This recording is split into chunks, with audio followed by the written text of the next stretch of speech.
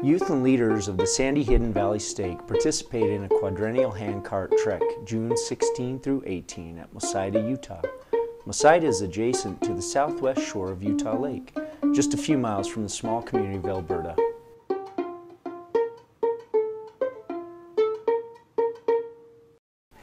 Arriving at the Stake Center Monday morning, trekkers, dressed in pioneer garb, load their gear into trailers and assemble for a brief devotional prior to starting a 1-hour drive to Mosida.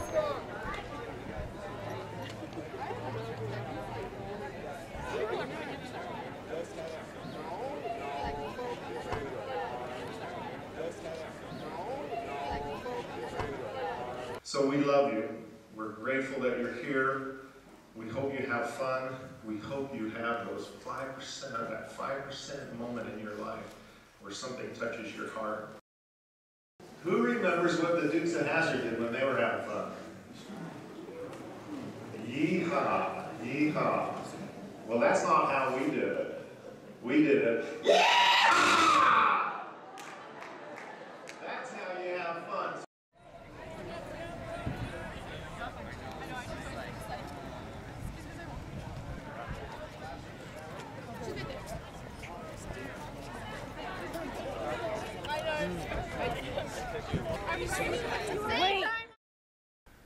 The Mosida Trek site is a rectangular area approximately 2 miles wide by 7 miles long, with a peninsula extending into the lake.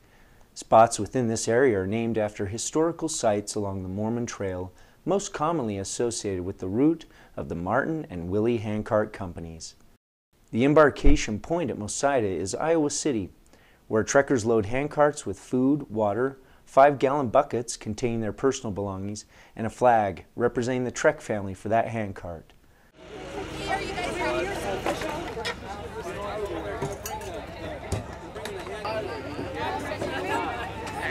Jeff, this is ours. What I want to do is I want to it's all combined. A second program featuring music by Stake youth and instructional remarks by Mosida missionaries precedes the start of the 3-day journey.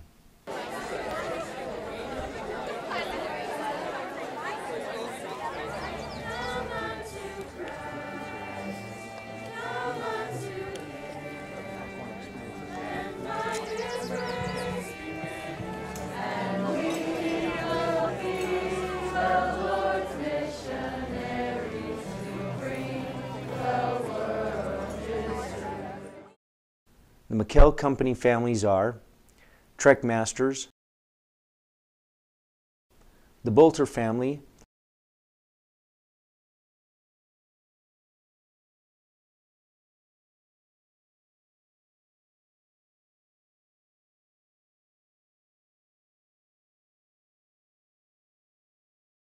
the Colmier family,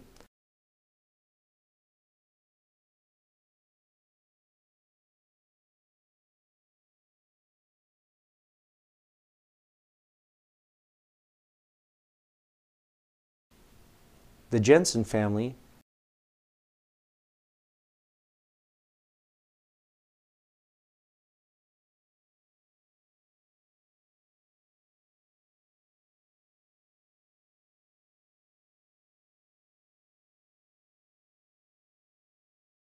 The day is breezy and dry weather has allowed a thick layer of dust along the trail. But trekkers leave Iowa City with energy and enthusiasm, heading toward the Florence Vignette site.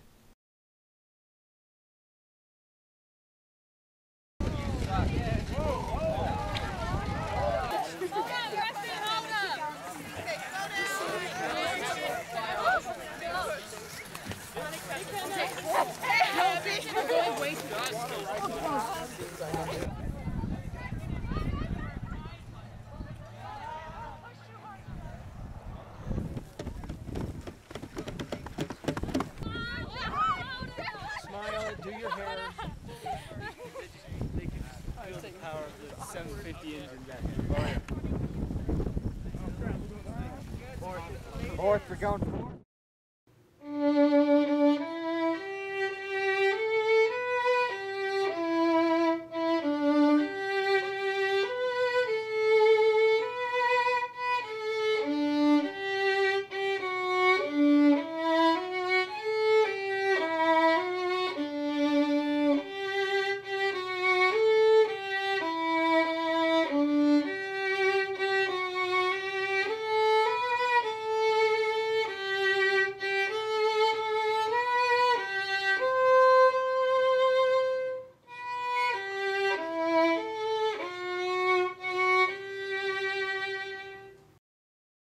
In the year 1846, anything west of the Missouri River was known as Indian country. When the Saints arrived at the Missouri River near Florence, Nebraska, the U.S. government made arrangements with the Indian nations to allow the Saints to camp on the western side of the Missouri River for 2 years. This area became known as winter quarters.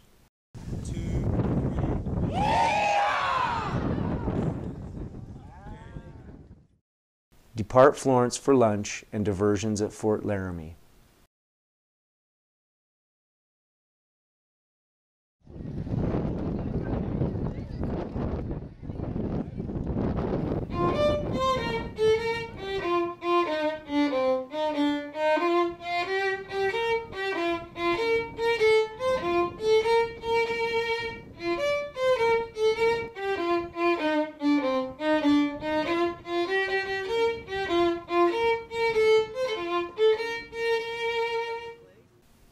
We reached Laramie about the 1st or 2nd of September, but the provisions which we expected were not there for us. It was ascertained that at our present rate of travel and consumption of flour, the latter would be exhausted when we were about 350 miles from our destination. It was resolved to reduce our allowance from 1 pound to 3/4 of a pound per day. John Chislett.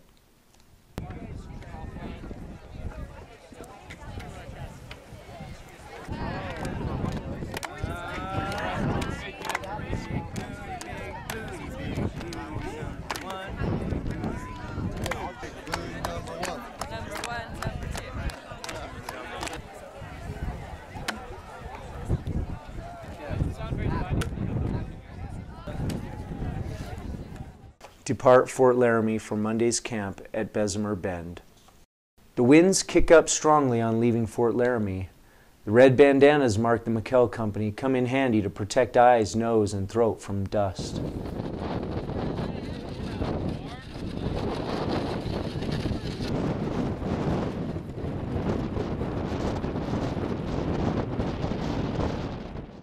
Wind and dust are a continuing difficulty throughout the day.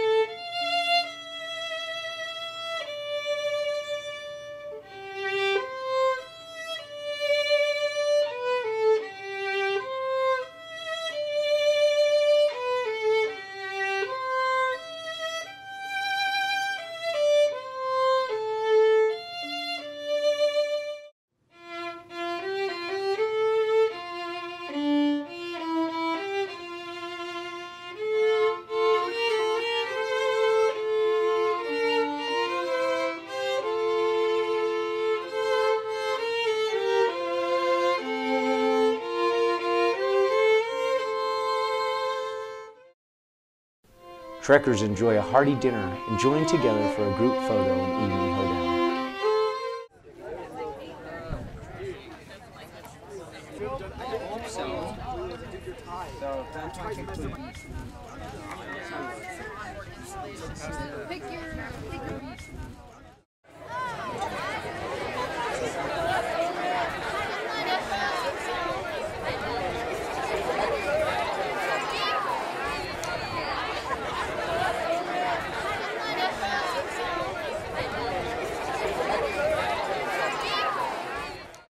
And here we go. Ready? Go! Heel, toe, step, slide, step, other foot. Heel, toe, reverse it. And drop those hands, left hand. Right hand, both hands. Knees, elbow man left. New partner on the right, join hands. Here we go again. Heel, toe, step, slide, step, other foot. Heel, toe, reverse. Drop hands and back, clap, back, and back. Walk to the right, get a new partner. Here we go, and heel, toe, step, slide, step, other foot. Heel, toe, reverse, boys. Drop hands and back, clap, back, and back. Walk to the right, get a new partner. Join your hands. Yeah, when the right skip forward, left skip forward, right skip forward, left skip forward, right and left, right. Right, kick step back 2, 3, left, kick step back 2, 3, right, kick back. back 2, 3, left, kick part 2 and go. With a right skip forward, left skip forward, right skip forward, left skip forward, right and left, right. Okay, all right, I'm not going to kill you. Tuesday morning, Bishop McKell describes conditions at Bessemer Bend for the Martin Company, which camped in snow for 6 days in late October to rest people and animals. Flour rations were reduced to 8 ounces per adult and 4 ounces per child. First of all, you got a biscuit this morning. What do you think the meaning of that was? Why do you think that was planned that way? That's all the members had. So your little flour packet in there? How many biscuits think of when you know that you've only got so much to go? So this is a good lesson, and they ended up basically just really, having very little to eat. So this meant a lot. So they have to keep moving, and so they have to keep packing up. They might be exhausted, but they got to keep packing up and moving, and that's why today it gives us a pretty good idea of what that's all about. While waiting for the signal to begin the day's trek, youth and adult leaders compete in a pioneer game of skill and balance using a rope and their 5-gallon buckets.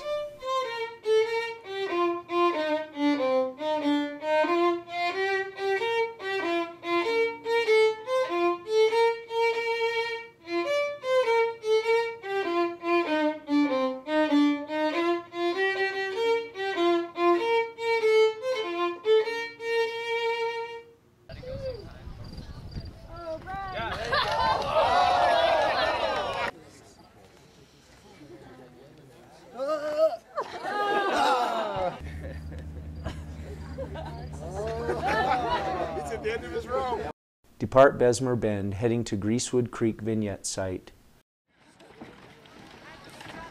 Oh shoot, you guys gotta hurry. You guys are slow. Ready for that? Turn right. We do all that. Wow. Whoa. I see how this right.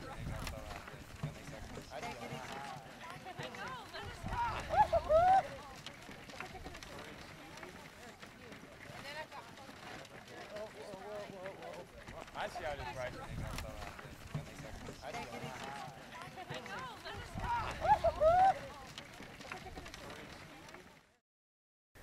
While waiting for another group to finish their session at the vignette site, the McKell Company finds creative ways to pass the time.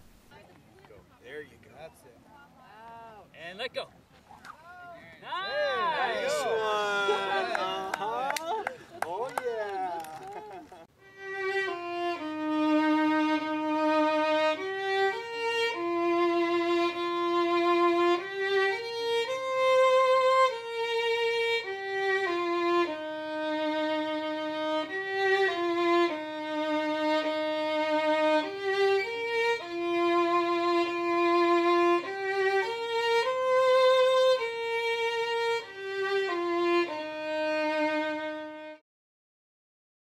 At Greasewood Creek, the Martin Company meets the first rescuers, having wagons and some provisions.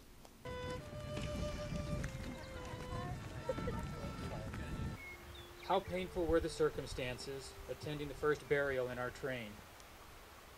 A woman died one evening when we were 10 days out, just as the moon had risen over the prairies, and swiftly the tidings spread through the camp.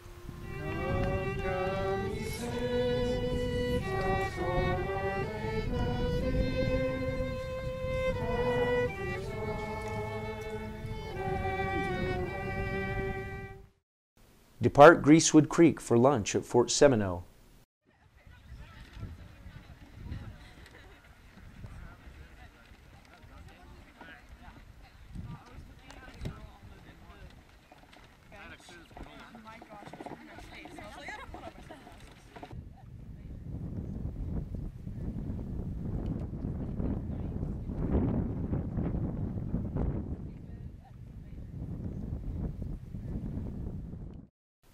On November 2nd, cold wind brought storm clouds and large snow to the Martin Company, who arrived near dusk at Fort Seminole west of Devil's Gate.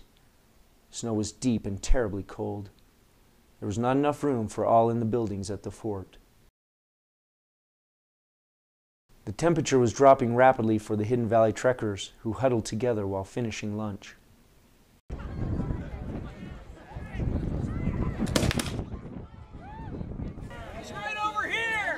right. He's a big bull. Good job. You winged him when you shot him. I got him in the hind corner. I think I'll finish him off this last shot. Okay. Okay? You keep all these people out here entertained. I'll be right back. Well, don't keep them long. Okay. Jolted by shots from long-barrel ball and powder rifles, trekkers gather to hear Al Jensen describe the arrival of Ephraim Hanks with supplies of buffalo meat and spiritual sustenance. Ephraim was my great-grandfather, a famous frontiersman and a rescuer of the Handcart Company. They got stranded up in Martin's Cove.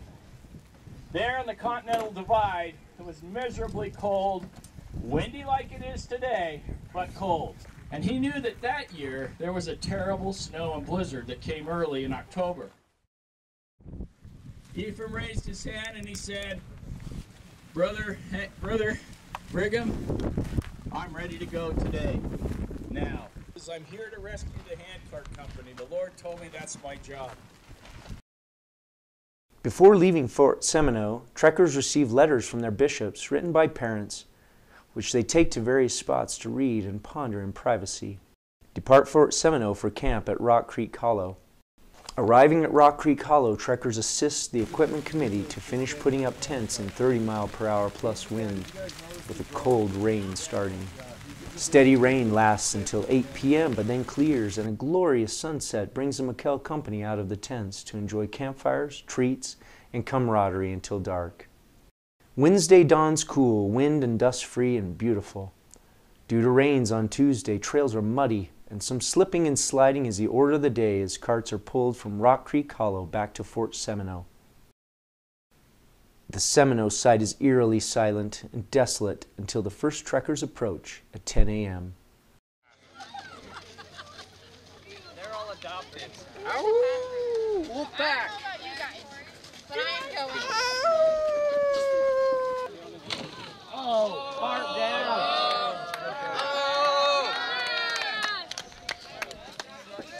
We like tipped over. Oh, nice. Trails are quickly drying, and the gathering place for the women's pull soon fills up with handcarts and trekkers.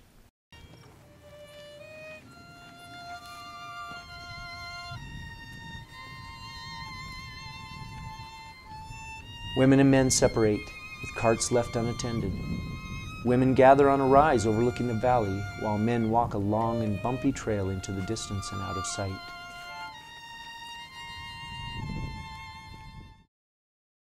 I'd like to read you this quote I found. It's from Brad Wilcox. He said, "The task ahead of the pioneers was never as great as the power behind them." Always remember that, sisters. You accepted an invitation, didn't you? Come unto Christ is an invitation. You accepted that invitation by being here. As sisters in Zion will all work together, the blessings of God on our labors will see.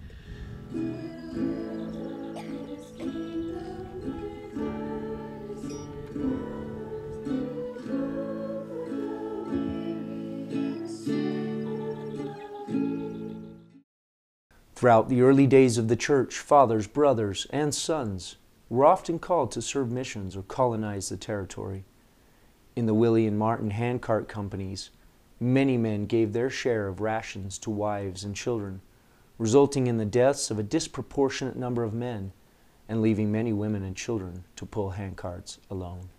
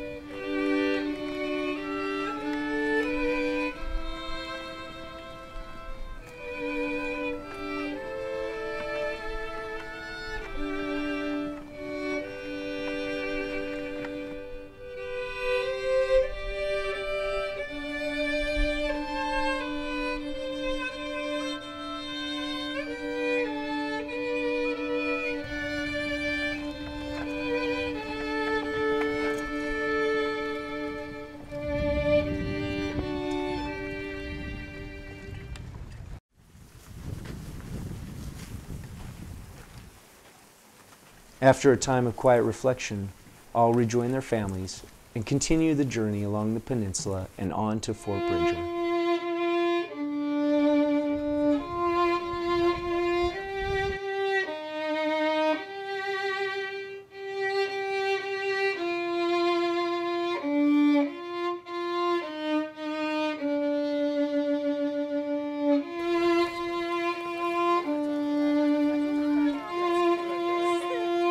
Old Jim Bridger and his trappers gave us a hearty welcome to our company. He is the oldest trapper in the mountains and can tell some wonderful stories. Abner Blackburn. At Fort Bridger, nearing the end of the trek, and with bellies full, some rest, some heal, some visit, and some find renewed energy.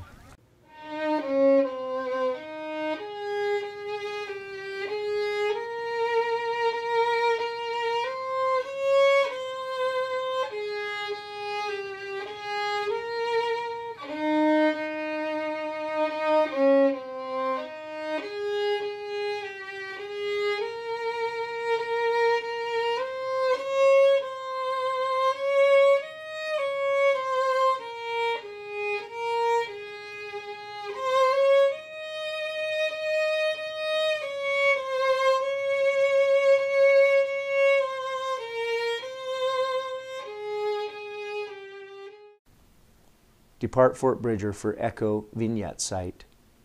Being mistakenly told they took a wrong trail, the McKell Company turns back, then finds a way to have fun while waiting for confirmation of which direction is correct. Go, G. Come on, Garrett!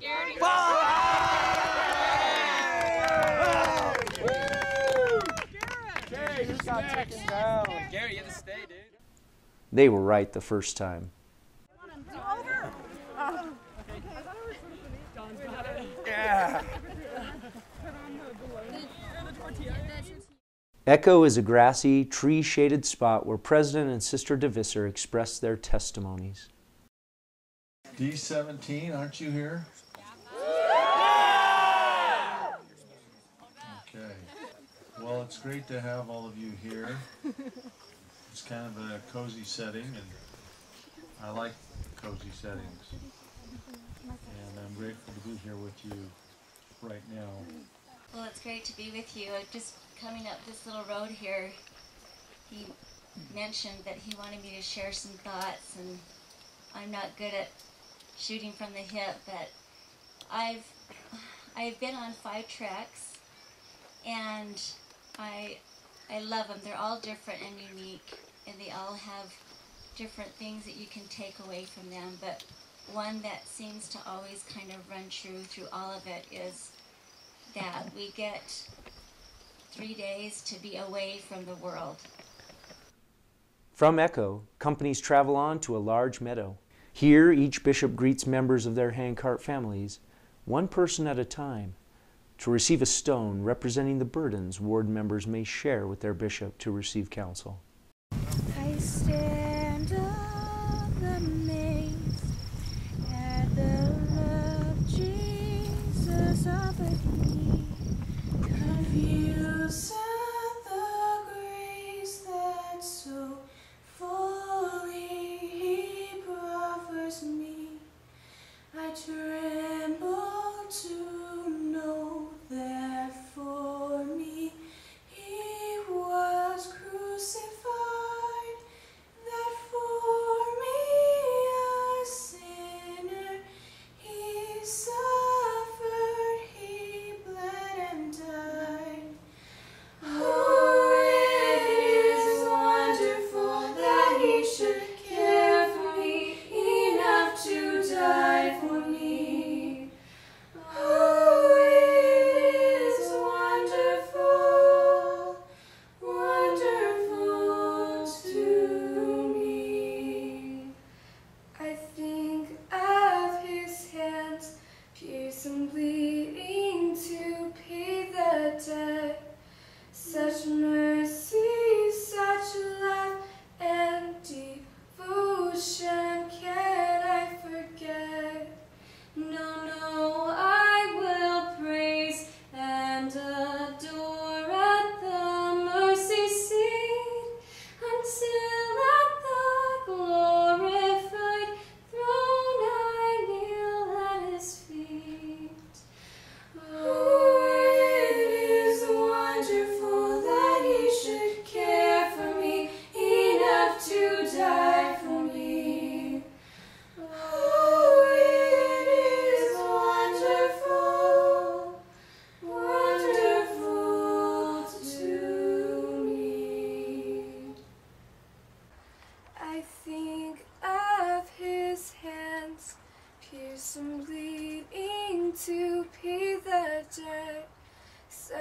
mercy, such love and devotion, can I forget?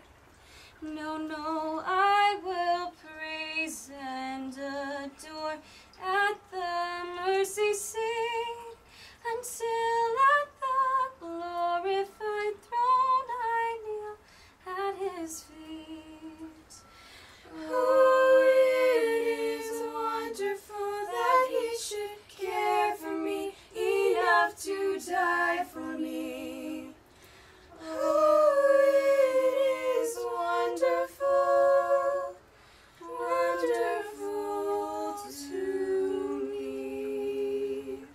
I stand all amazed at the love Jesus offers me, confused at the grace that so fully he proffers me.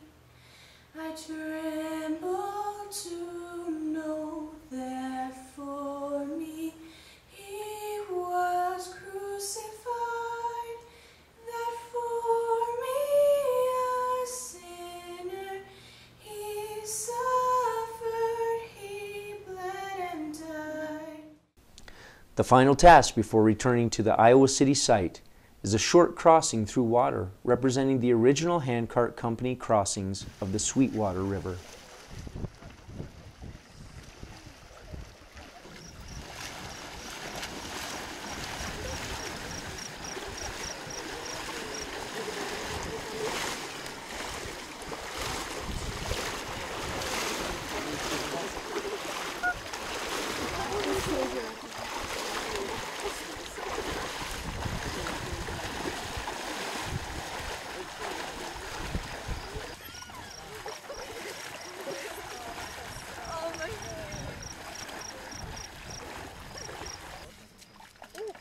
That is fresh.